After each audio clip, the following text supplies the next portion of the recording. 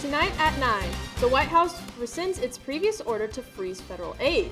What this means for students and educators. Guantanamo Bay is being filled by citizens deported from the United States. How the U.S. military base is preparing for this. Department of Justice may drop Mar-a-Lago case against President Trump. What this appeal could mean for the president and his team. Second Harvest Food Bank has become East Central Indiana's largest food bank. Find out how they are helping to give back to their community. And I will have all the information on the rain and warmer temperatures to close the week. NewsLink Indiana. Local news about local people, live from Ball State Unified Media. You're watching NewsLink Indiana. Good evening, and thank you for being with us tonight. I'm Andy Zelaya. And I'm Alexia Bird. The Trump administration is rescinding its order to freeze federal aid, less than 24 hours after the order went into effect. Today, the White House Office of Management and Budget released a 2-line memo repealing the order which halted funds for some federal grants and loans. Shortly after the announcement was made on Monday, educators and charities raised concerns. The White House later tried to clarify which programs would not be affected. Yesterday, a federal judge temporarily blocked part of the order. The U.S. naval base at Guantanamo Bay, Cuba, could soon house undocumented migrants.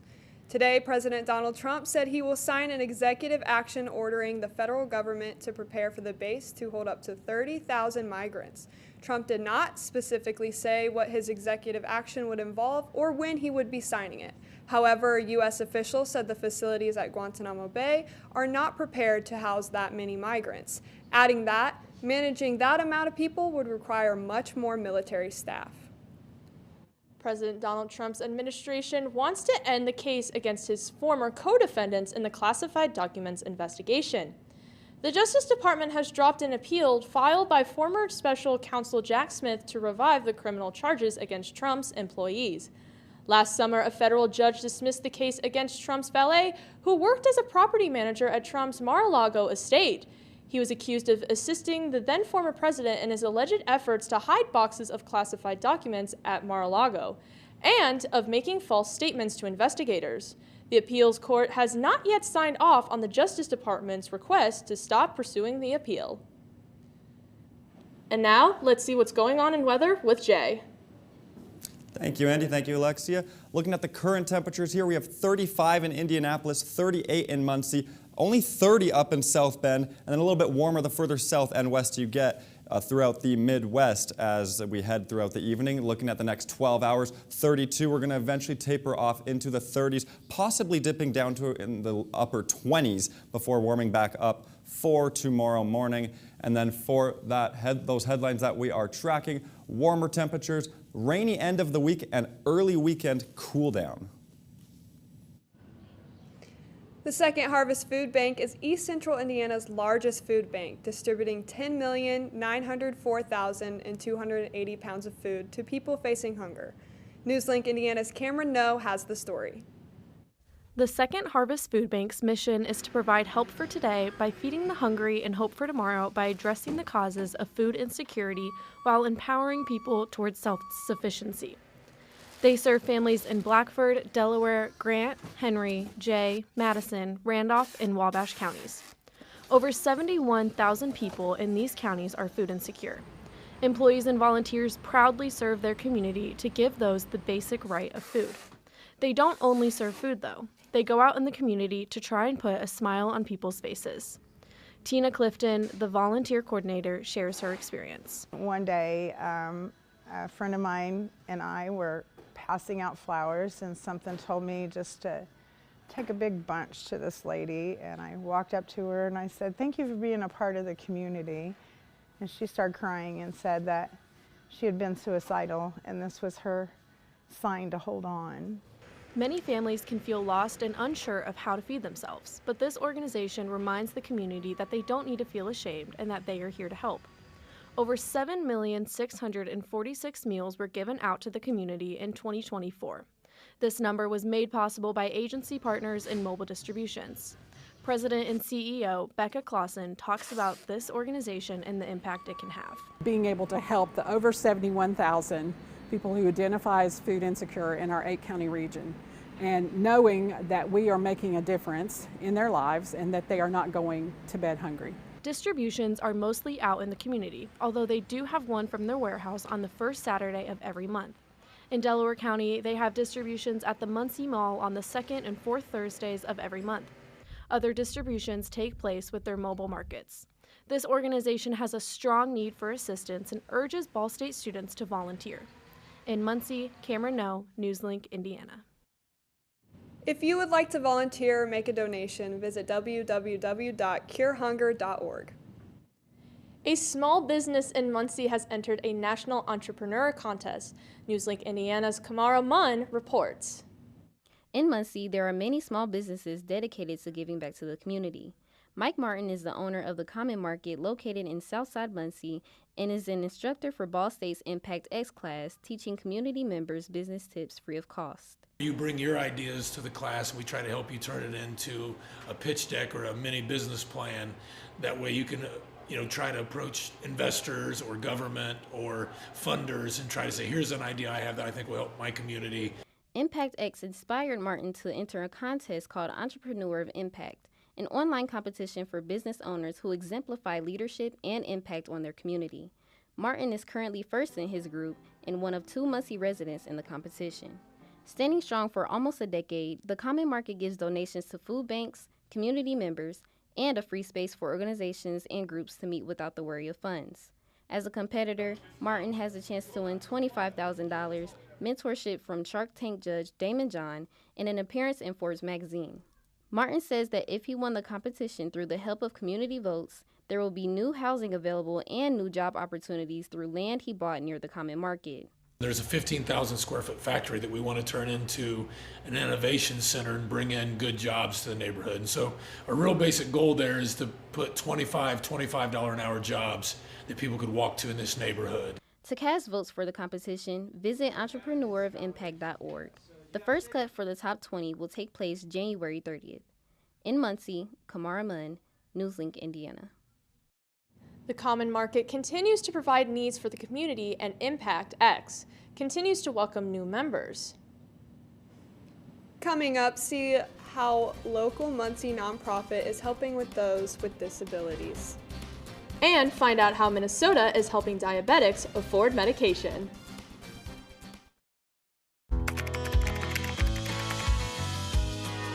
How you doing? Hey, Mason. Hey, Mason.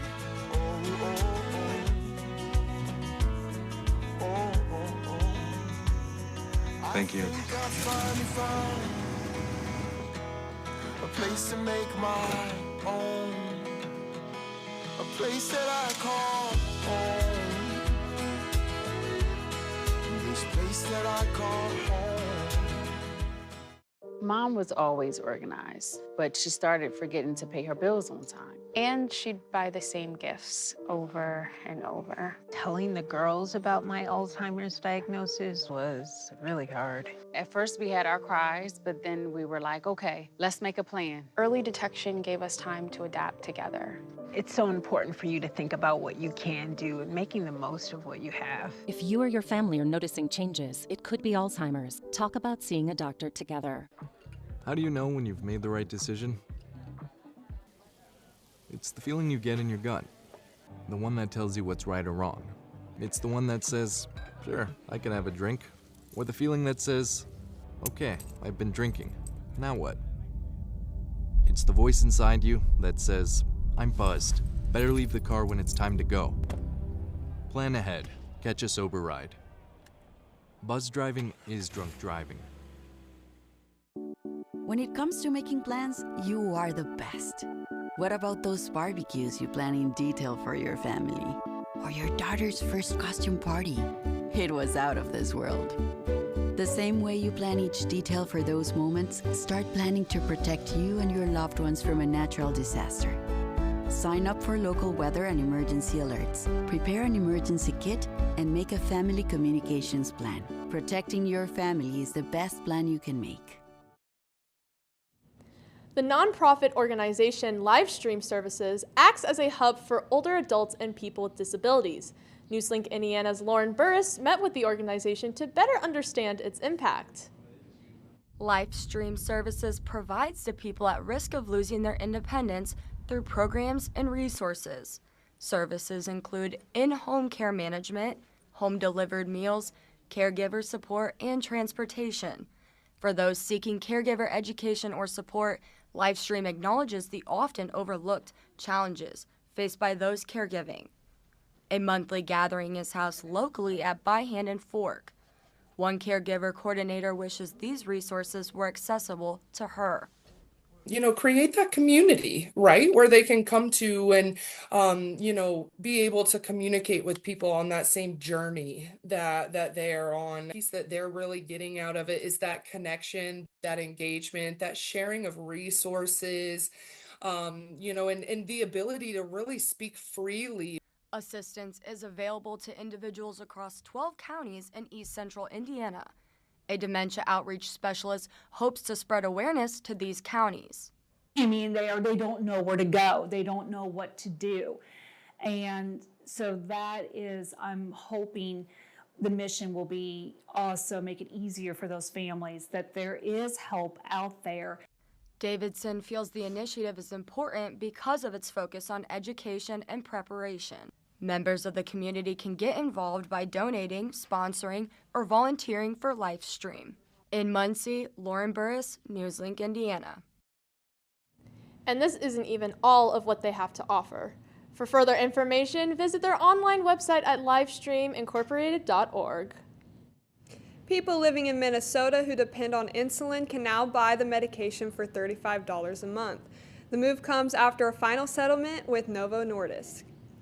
Minnesota Attorney General Keith Ellison announced the settlement Monday. It guarantees that Minnesota residents can buy insulin products from Novo Nordisk with a price capped at $35 per month. It's a price point that would hold for the next 5 years and goes for people both with or without insurance. Ellison alleged Novo Nordisk deceptively overpriced its insulin in a lawsuit filed in 2018. Rain, a warm-up, and a cool-down are all expected. I'll have the timing on that after the break.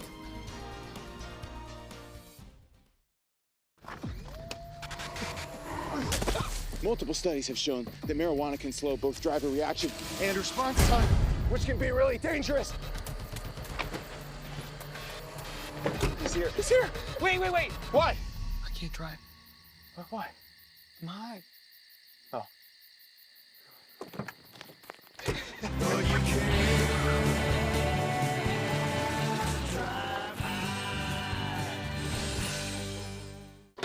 All right, I'm in the house. Okay, what do you see? Nothing yet.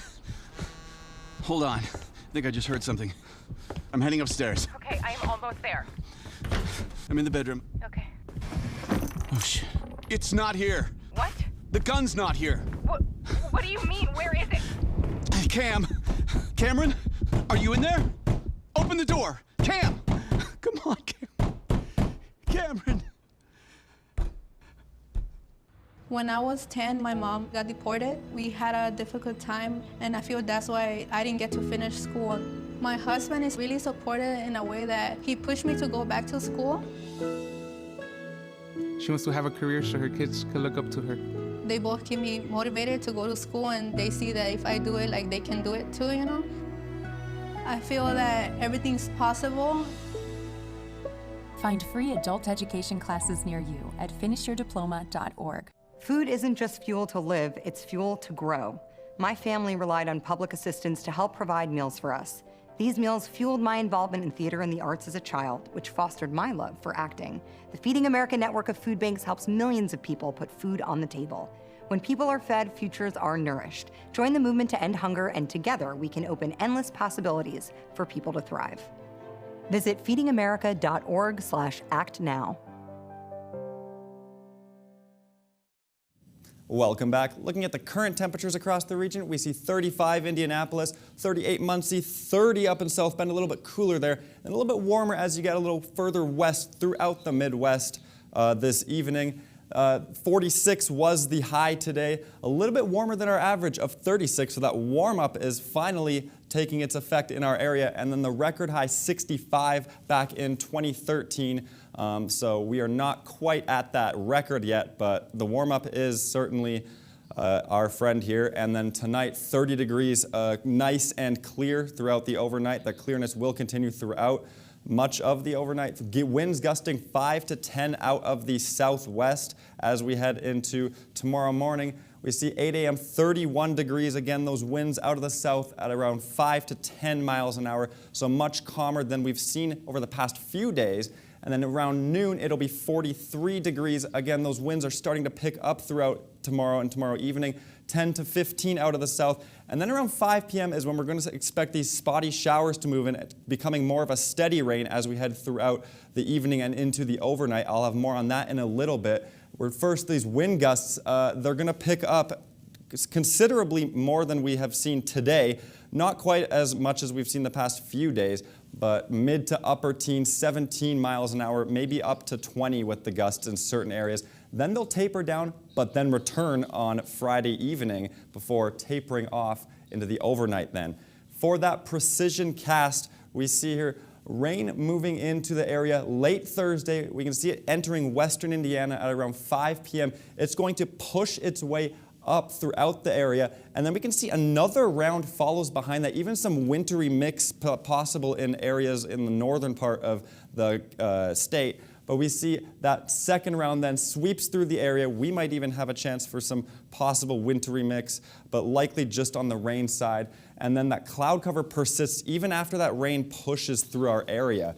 That 6 to 10 day temperature outlook below average for much of the northwest and northern part of the United States. Indiana's kind of got that gradient along with most of the Midwest where we see those above average temperatures the further south you get. And then speaking of south, the southern U.S. finally seeing those warmer temperatures after they saw some snow earlier in the last week. That 7-day forecast, 44, and then as I said, that rain moves in Thursday night. Friday, 55, that warm-up is there.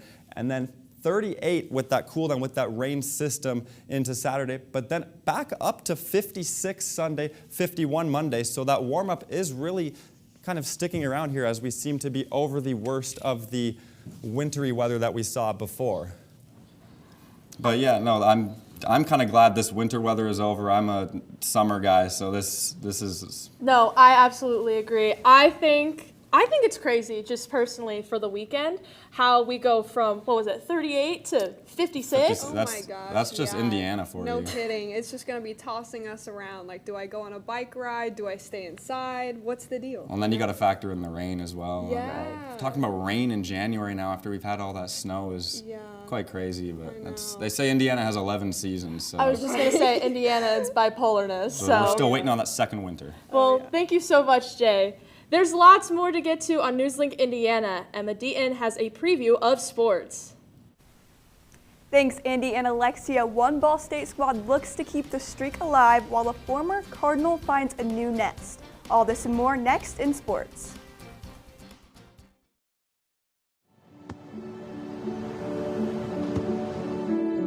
I don't remember how it started. Go to that. Our back and forth. It always came back. Dad! You probably don't remember what you told me, That was perfect. but I heard every word.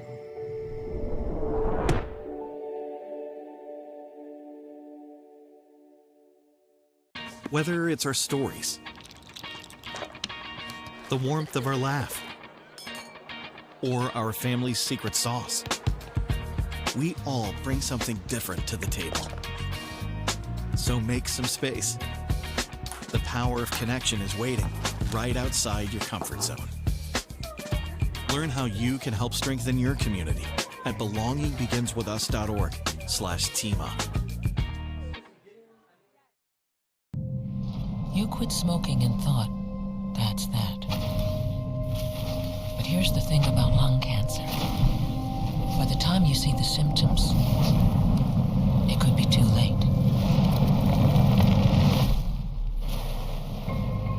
But now, there's a new scan that can can detect lung cancer early when it's more curable. If you smoked, get scanned. Talk to your doctor or learn more at savedbythescan.org.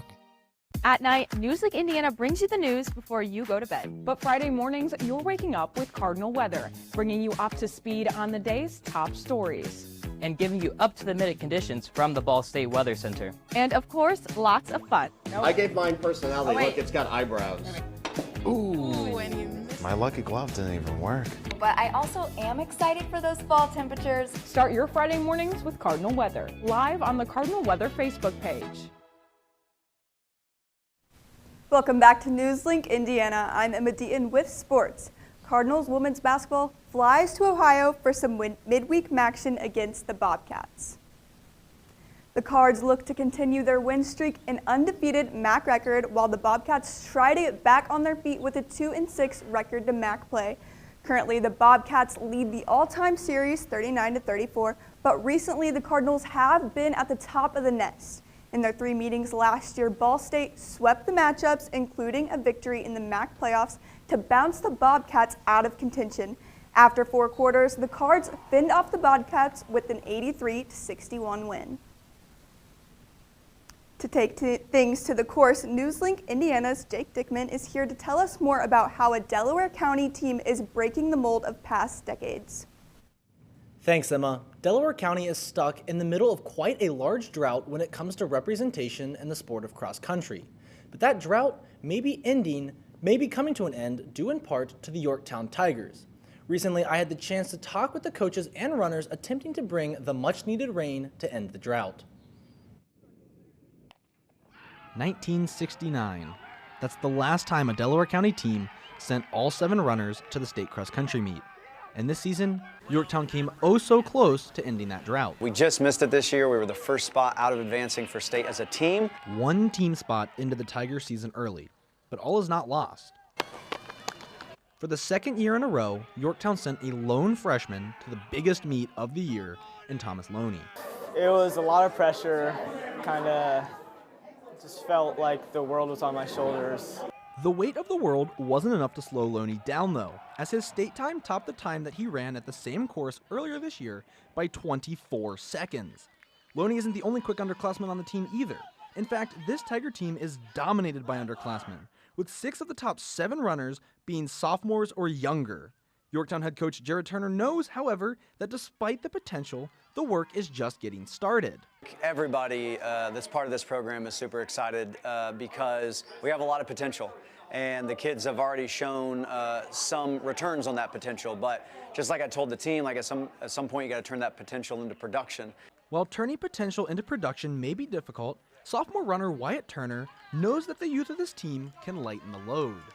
Getting yourself to go on a run is probably one of the most difficult parts of running, and just having somebody to keep you accountable and make you want to run is just an incredible thing. And incredible things are what this team is after going forward, using this great season to build an even better future and break a 55-year-old drought. We know we have a pretty special group of guys right now, and so obviously we're trying to capitalize on every single opportunity we're given. We feel like we fell a little short of it this year, and hopefully next year we can take advantage. In Yorktown, Jake Dickman, NewsLink Indiana. Thank you, Jake. Tossing it to the gridiron, former Ball State head coach, football coach Mike New finds a new home in Illinois. The former Cardinal has found his new home at the University of Illinois, as he was recently hired as their new senior offensive assistant after spending the past 8 seasons with the Cardinals. New accumulated a total record of 40-63 and 1 MAC championship in 2020, where the Cards ended 23rd in the nation after a victory in the Arizona Bowl over San Jose State. Now, don't get me wrong, I love to talk some Ball State football, but our women's team is on fire right now. They're on fire, and they just got another win tonight, so that's exciting stuff. Keeping up that win streak. Oh yeah. Absolutely. I just love just how they're succeeding, and just like us being all women on here. It's just very I don't know, inspiring. I don't know if you guys feel the same, but I'm very proud of them and I can't wait to see what they do. Yeah, I think we might have a chance at seeing them make an appearance in the NCAA. Oh, wow. Well, Okay. thank you so much, Emma. Coming up, Trey Lawrence has your campus coverage. And one final look at your weather after the break.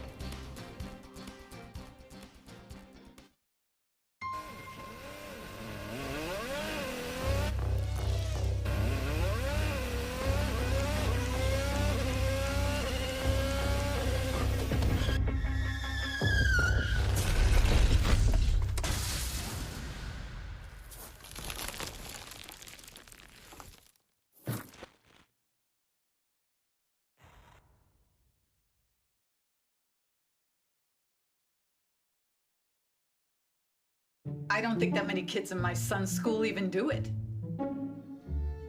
He makes fun of his friend who vapes. He would never try it. She's into soccer. She's on the honor roll. She's just not the type. No way. No way. No way. No way, my kid would never vape. Get your head out of the cloud. Today, nearly 8,000 kids will start vaping. Maybe even yours. Learn about the dangers at talkaboutvaping.org. For decades, I've taught you everything I know. How to safely build a fire, and how to control the flames. But I can only teach wildfire prevention. Only you can prevent wildfires.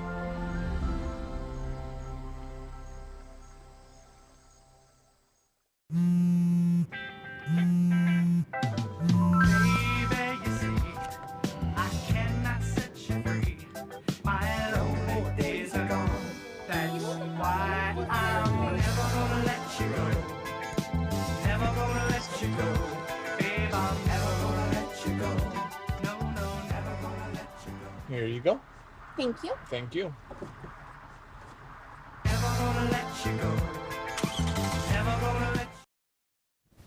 Welcome back. My name is Trey Lawrence and this is your campus coverage. The NewsLink program at Ball State hosted an event in the Multicultural Center called Benny Buddy Snowman Building. I spoke with the coordinators of this event and this is what they had to say. The Multicultural Center hosts different types of events for both students and staff. This week, an event got published where the students could build snowmen. The catch is that these snowmen were really built out of clay and soft fabrics, and there was a $50 reward for Best Snowman. There were many different students that came to the event, and many people came together to learn how to build snowmen for the first time. International Student Success Coach Jonathan Hooker hosted the event, along with Danielle Henson, a graduate assistant at the Rinker Center. They provided the event with Crayola clay, as well as many different fabrics and materials, as well as free snacks and food. The purpose of these events is to bring students from multiple different backgrounds and ethnicities together to collaborate and boost their sense of belonging on campus. We've seen a lot of really cool friendships develop, and there's been kind of this mini community that's came out of this program called Benny Buddies, and it's really cool to see the students just enjoy their time, and I think it's really helped boost a sense of belonging amongst our international student population. The event was met with great success, and many snowmen were built, and many stories about pasts were shared with students. This is what Danielle Henson had to say about hosting these types of events. I loved getting to see all of the international students and the U.S. students mixing together, because that was really cool. I feel like there's not a lot of events and things on campus that kind of do that. So it was really cool to see them all kind of come together. Jonathan Hooker feels proud about how the events turned out and is hoping to host more events like this in the future. The next event is a Valentine's Day Benny Bake Off on February 11th. If you want more information about events on campus, email Jonathan Hooker at jonathanhooker@bsu.edu. Let's see the final look at weather for tonight with Jay. Thank you very much. The 7-day forecast, it is a wild one. We have temperatures all over the place here. As you can see, we have 44 degrees on Thursday, 55 degrees on Friday. With that rain, it's going to move it. And then we're all the way back down to 38 for Saturday before a warm-up back up to Sunday for 56 degrees. And then we see that those temperatures kind of go back and forth, even into next week as we have 51 and then a cool down back into the 30s before a possible another warm-up. Yeah, this temperature's all over the place. I guess that's just mostly an Indiana thing this time of year. Yeah, Indiana and their 12 to 11 seasons. Yeah. Well, thank you so much, Jay. That's all for tonight for NewsLink Indiana. Be sure to tune in tomorrow night at 9, streaming live on the NewsLink Indiana Facebook page and YouTube channel. And for news anytime, anywhere, just go to ballstatedaily.com. Have a great night and stay safe.